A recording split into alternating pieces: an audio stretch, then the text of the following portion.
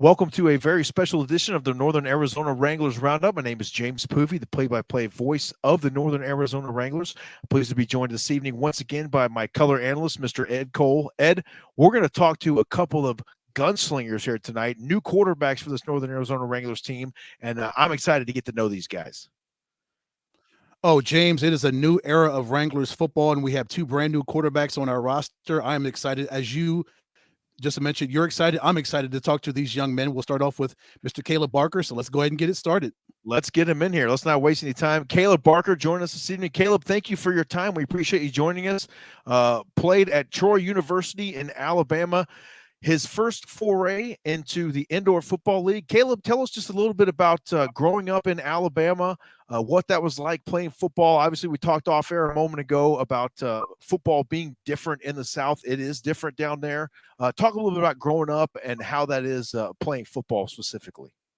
Growing up, I was a three-sport athlete. Had the privilege of having my dad coach me really from the time I was about 5 up until middle school ball. And then, as you said, football is different. But I think the competitiveness of the South is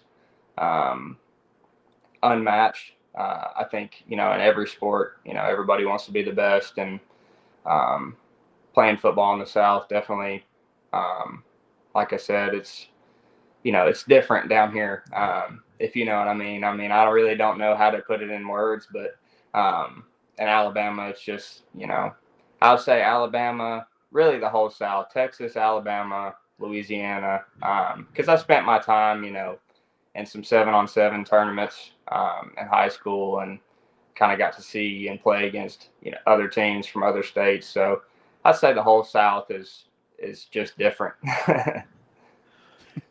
It is absolutely different, Kaleb. And I was going to ask you if you included Texas in the South, being from Texas myself, and football definitely different down there. What would you attribute that to?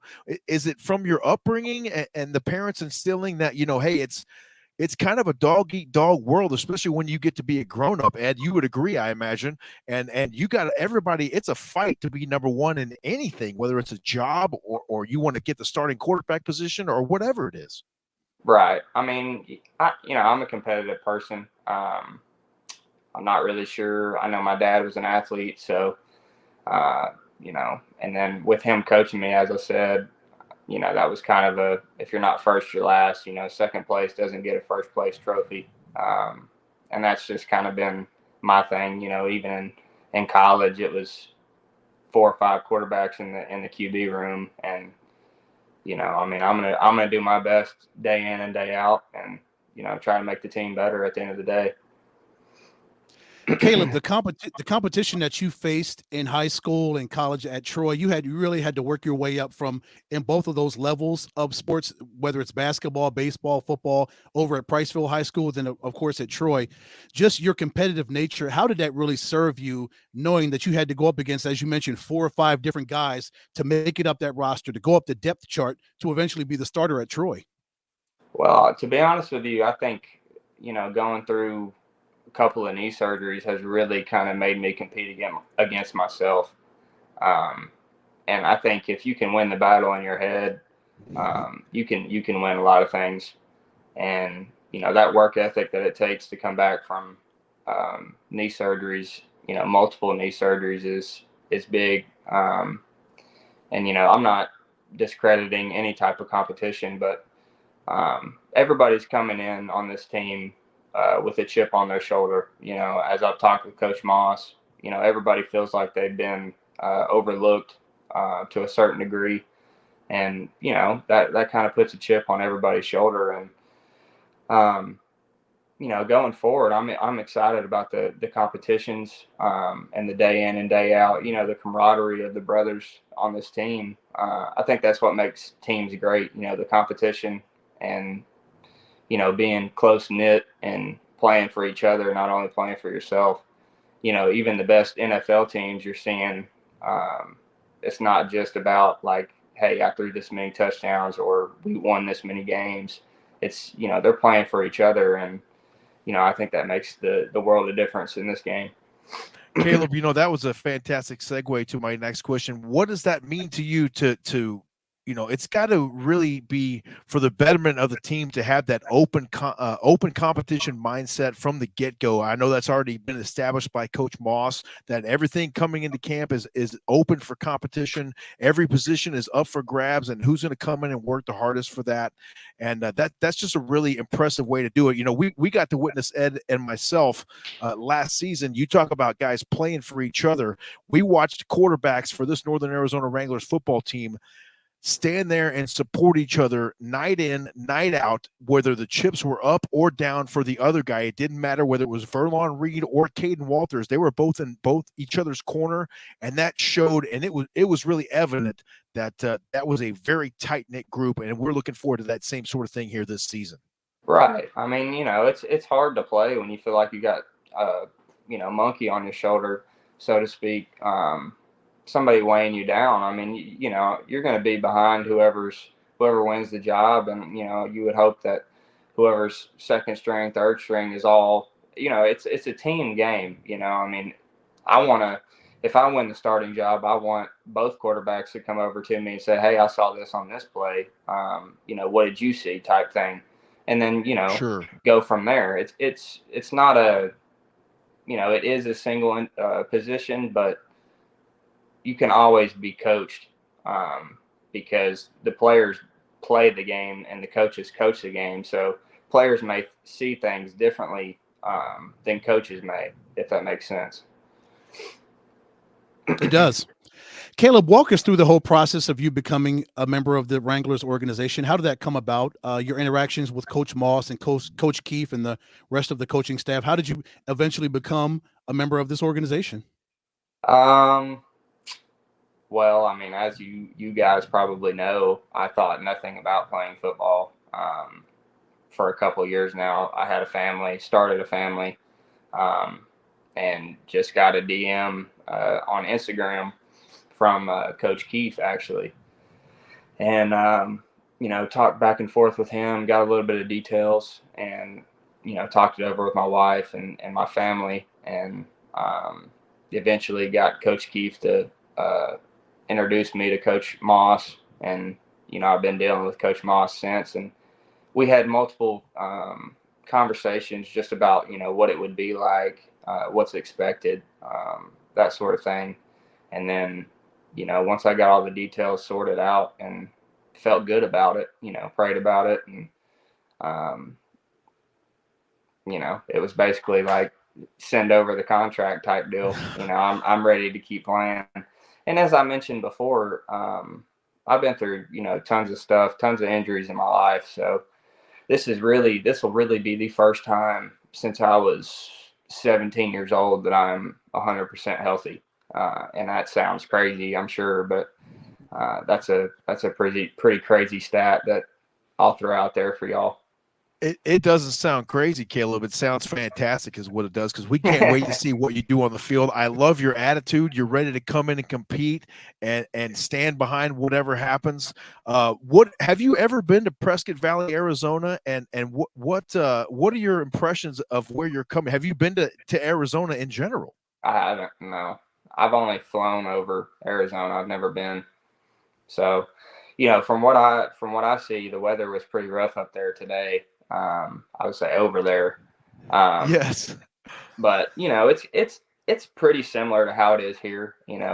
Cold in the mornings and then warms up in the afternoons. But just seeing the mountains and seeing the open range and the desert and everything, I'm excited to go out and spend 6 months out there and see the different part of the country. Well, we are excited to have you, and let me assure you, Caleb, that you are coming to a first-class organization. The Medlocks do things top-notch all the way around. I dare say it's a faith-based organization as well, Ed, wouldn't you say? Absolutely. And this is just a great place to be. They take great care of the players, and it's been nothing but a fun time ever since we've been involved with the organization. We are excited to see what year 2 brings. Let's talk a little bit of football really quick. We're going to run some of your highlights here from Troy University. You play in the Texas State Bobcats right there, former that used to be called Southwest Texas State when I was growing up in Dallas back in the day.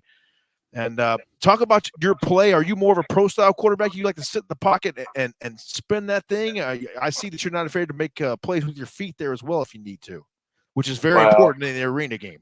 Well, you can cut this clip off right here because I slowed down. But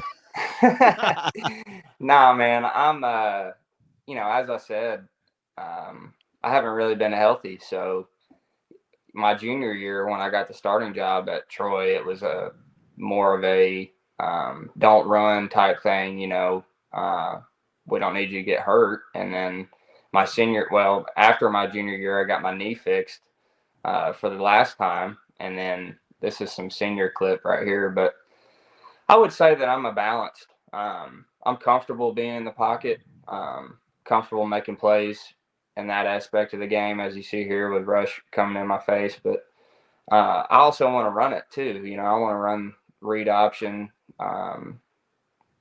speed option, really anything that we got. I'm ready to do it. I'm ready to showcase that part of my game because I feel like I haven't been able to throughout my career. So that's an exciting part that I'm ready for. This was Kaleb, a touchdown right here. They didn't call that a touchdown. I don't know how. Oh, vivid memories right there, Ed. I like this. Yeah, I love it. Like Kaleb can break down every Chanticleers right there.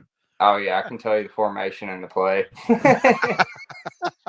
That is it is amazing how you quarterbacks can have such a photographic memory. Mm-hmm. I mean, it can be from even the most random plays that weren't even highlight plays. You could be, the worst one I had was that 3rd and 6, and this guy just didn't get that block on the edge, and he made me eat the football, and I've never forgiven him since. I reminded him about it in the locker room the next day. But anyway, it's so much fun. And, it's interesting, Kaleb, how the indoor football game has changed even in the past couple of years with a lot more run plays involved. It used to be all air it out, 65, 75, 85 points a game. And now there's a lot of, running the football and, like you said, read option stuff. So it's really taken a turn, I think, in an exciting direction offensively anyway. Right.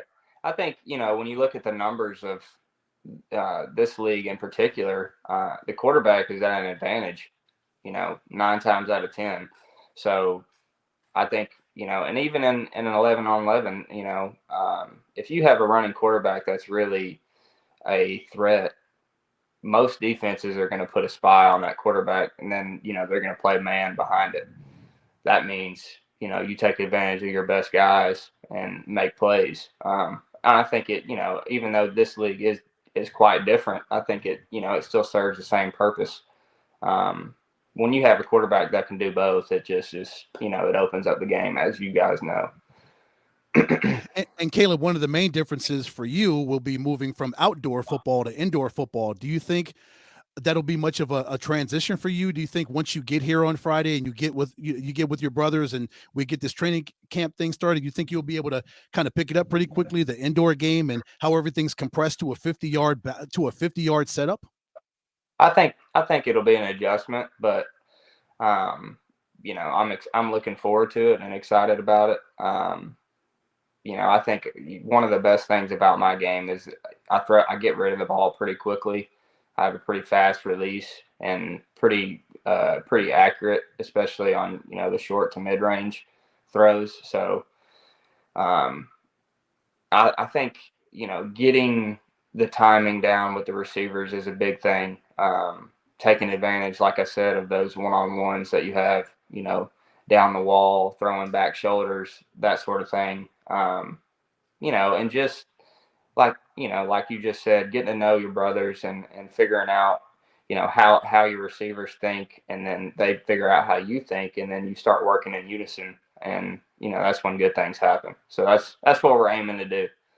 Well, Ed, with Kaleb transitioning from the outdoor to the indoor game, I saw some of those long bombs on the highlight right there. We might have to get rid of a couple rows in the Finlay Toyota Center there and stretch that thing out to 60 yards because I don't know, man. There's going to be these dudes hopping the wall there trying to catch some of those long bombs from Kaleb Barker this season. But I'm so excited. I can't wait. Well, Me James, too. I think the good people at Pinnacle Bank and the Medlocks will gladly extend that field if the IFL will allow us to extend that field, so Caleb can Give us have a at little least 20 second more year yards. exemption for that. Yeah. Yes, Exactly. Caleb, we appreciate the time more than you know, my friend. We're excited to meet you in person coming up here in just a few short weeks. And the season kicks off March the 18th up in Henderson, Nevada against another brand new team in the IFL, the Vegas Nighthawks. So we're going to have a great time this season. We're glad to have you on board. And it was a pleasure meeting you here this evening. Hey, thank you for your time. Appreciate it. thank you, Caleb.